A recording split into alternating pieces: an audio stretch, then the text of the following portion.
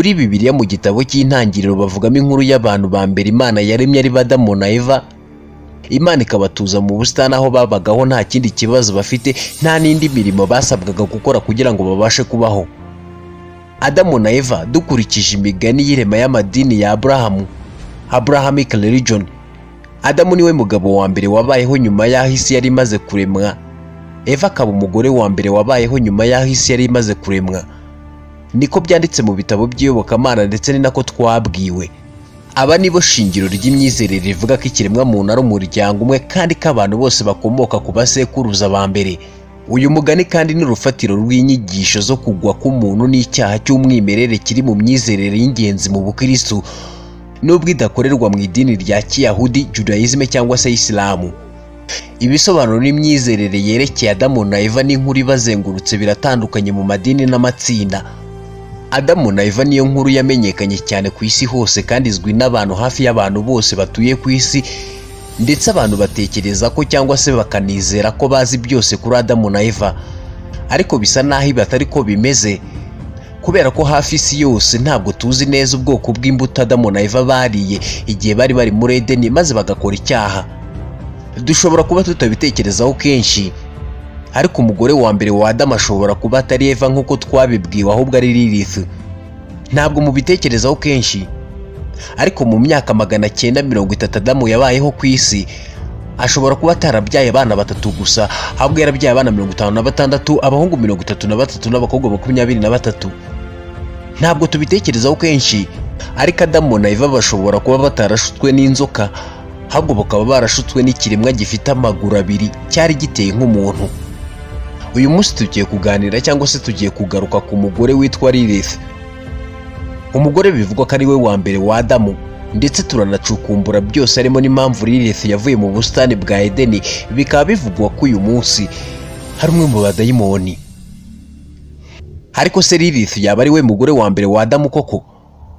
Niba Lilith ari we mugore wa mbere wa Adamu, kuki twahishwe ibijyanye n'uyu mugore ahubwo bakatubwira ibya Eva? Ni ikiganiro mwateguriwe nanjye Bernard Nshimye Umukiza. Ikaze nkwibutsa gukora subscribe, share ndetse utere na comment kuri channel yacu yitwa Uruhembe TV Rwanda.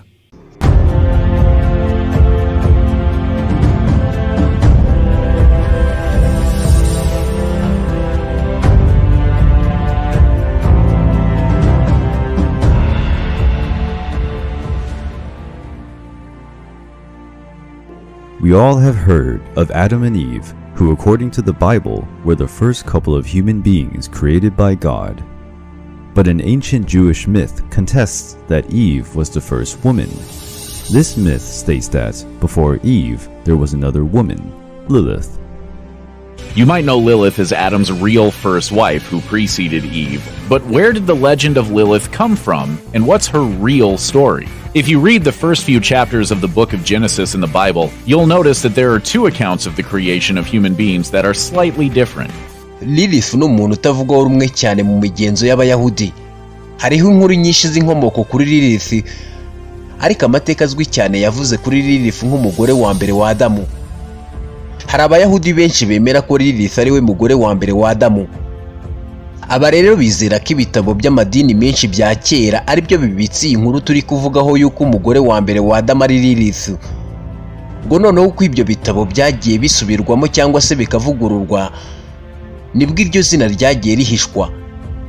Batekereza ko gahunda zose z'amadini zo muri iki gihe zidashaka ko ibijyanye na Lilith bimenyekana, maze bagashaka ko ibya Eva ari byo bimenyekana cyane. Abavuga iby'inkuru ya Lilith rero bavuga ko uyu mukobwa wari mwiza cyane ngo ntiyigeze ashaka kumvira Adamu, ngo yabonaga ameze neza nk'Adamu, ngo igihe yaremwaga yaremanwe imbaraga n'ubushobozi nk'ibya Adamu. Igihe Adamu yaremwe ari kumwe n'undi muntu w'igitsina gore kandi ngo ntabwo yari Eva, Abayahudi bakavuga ko yari Lilith kandi ngo niwe mugore wa mbere waremwe ngo abane na Adamu.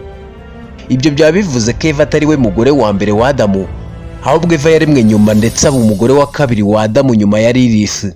Dore uko byagenze. Lilith yaremwe n'Imana imukuye mu mukungu ugashyirwa mu busitani hamwe na Adamu kugeza igihe havutse ibibazo hagati ya Adamu na Lilith.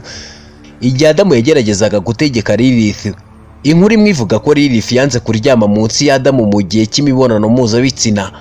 Uyu mugore rero yizeraga ko baremwe kimwe haba mu mukungugu w'isi, bityo akaba atagomba kuryama munsi ye.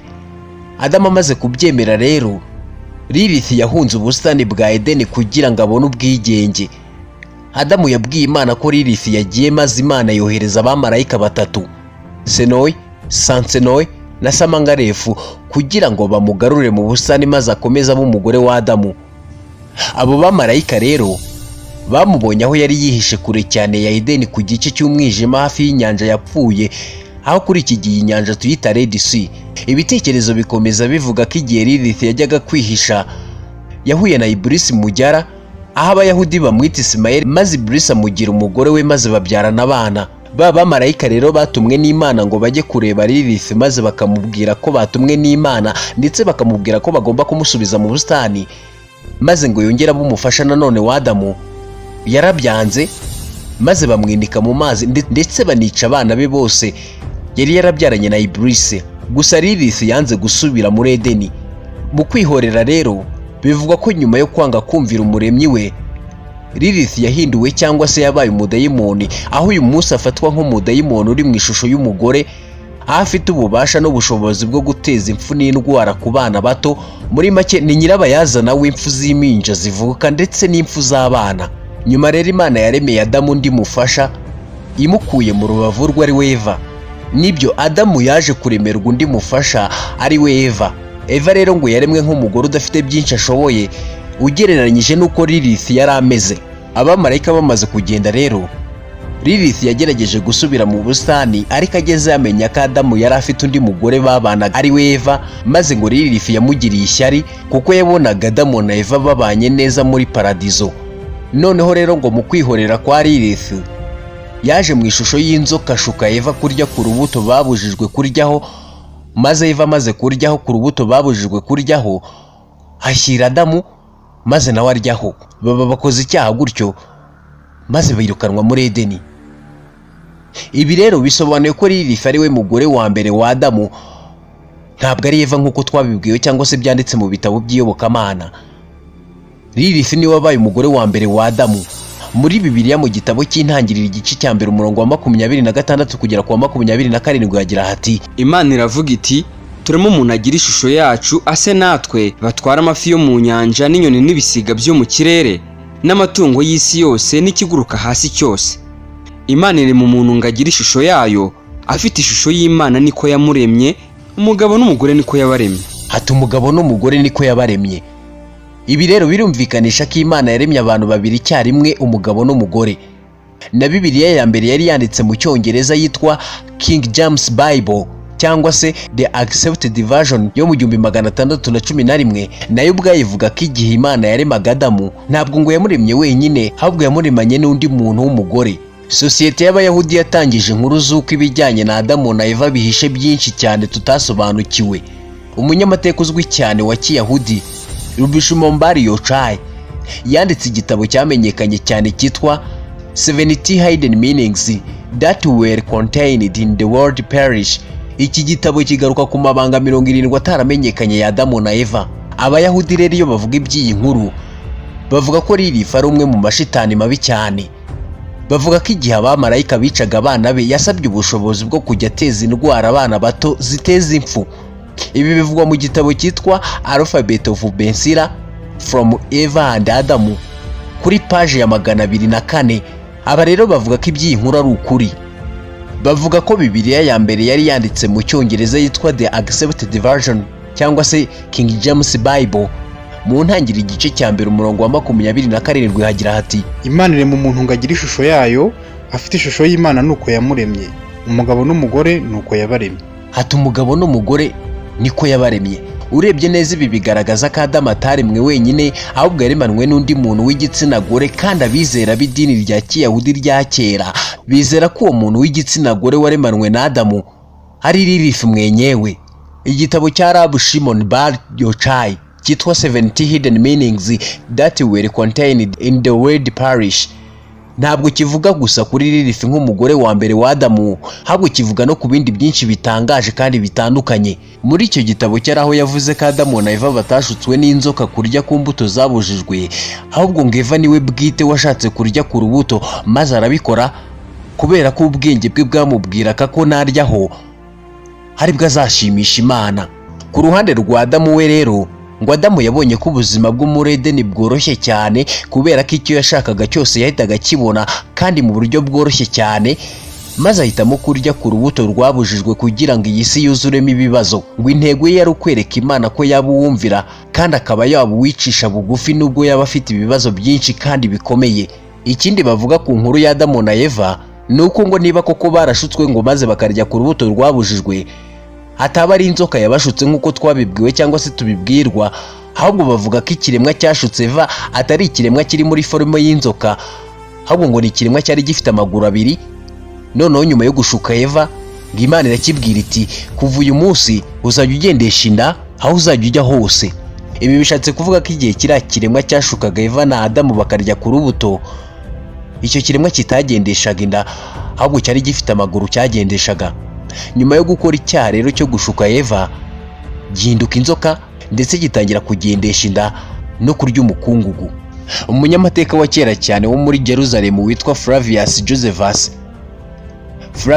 Josephus mu gitabo cye cyitwa The Works of Josephus yanditse ko Gahini, Abeli na Seti aribo bana batatu ba Adamu na Eva, ariko ubushakashatsi bw'amateka bwerekanye ko Adamu na Eva bari bafite abana 56, abana b'abahungu 33 n'ab'abakobwa 23. Ibi bishobora kumvikana ku ruhande rumwe. Nawe wibaze uhawe ubutumwa bwo kugenda ngo mwororoke mwuzure isi, mwabyara abana 3 gusa, ubwo se bari kuba bujuje misi Imana yabahaye? Ariko niba koko barabyaye abana 56, bivuze ko bujuje misi Imana yari yabahaye yo kororoka bakuzura isi. Niba Adamu yarabayeho imyaka 930 hano ku isi, icyo gihe cyose yabayeho yaba yarabyaye abana 3 gusa. Wibuke ko icyo gihe nta kujya kureba umupira ndetse nta na televiziyo cyangwa se radio yo kumva. Ikirenze kuri ibyo nuko nta bantu bari bahari bo kujya barebana uwo mupira cyangwa se bo kujya baganira cyangwa se bagakina amakarita cyangwa se nanone bagakina urusoro. Abo bose nta bari bahari, n'ibyo byose nta byari bihari. Bo bari babayeho mu munyenga, bari babayeho banezerewe. None ngo babyaye abana 3 gusa. Ni nancoreje iki kiganiro, Hibutsa gukora subscribe, share ndetse utere na comment kuri channel yacu yitwa Uruhembe TV Rwanda. mbashimira ko mwagikurikiye. Nitwa Bernard Kimyimukiza, ndabifuriza kubona ibyiza byose mwifuza kandi muhaye muronke.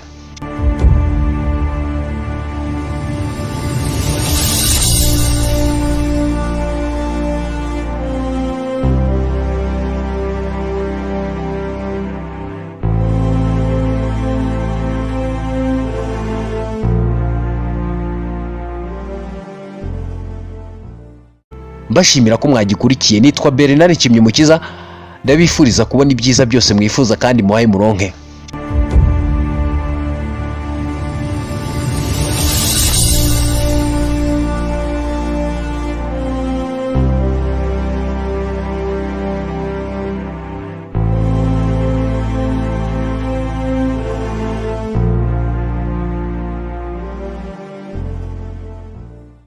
Mbashimira ko mwagikurikiye. Nitwa Bernard Kimyimukiza, ndabifuriza kubona ibyiza byose mwifuza kandi muhaye muronke.